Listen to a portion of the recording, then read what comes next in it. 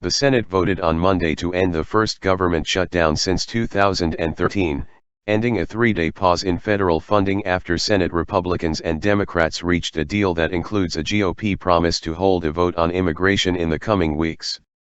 Senate Minority Leader Charles Schumer, DNY, said earlier on Monday that Democrats would accept a deal to end the government shutdown in exchange for open negotiations on an immigration bill to protect recipients of the Deferred Action on Childhood Arrivals program, known as DACA.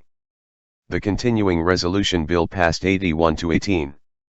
After several discussions, offers and counter-offers, the Republican leader and I have come to an arrangement. We will vote today to reopen the government to continue negotiating a global agreement, Schumer said on the Senate floor before a vote the bill that would keep the government funded until February 8.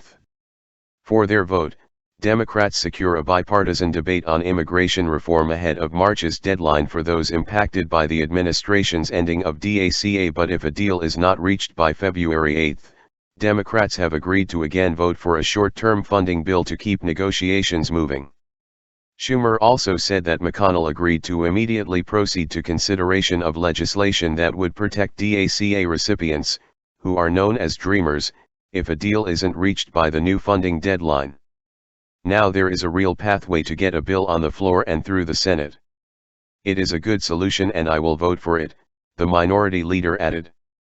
However, President Donald Trump's role remains up in the air, as Schumer noted during his speech that he hasn't been in contact with the president or the White House since an initial deal to avert a government shutdown fell through late last week. Since our meeting in the Oval Office on Friday, the president and I have not spoken. And the White House refused to engage in negotiations over the weekend, Schumer said. The relationship appears to still be on the rocks, as Schumer continued to blame the shutdown on the president, calling it the Trump shutdown multiple times during his speech on the Senate floor. The president, for his part, took to Twitter early on Monday and pointed the finger at Democrats, arguing that they were putting Dreamers' needs ahead of American citizens. The Democrats are turning down services and security for citizens in favor of services and security for non-citizens. Not good. Trump wrote. The measure needs to pass the House and then gain Trump's signature for the government to reopen.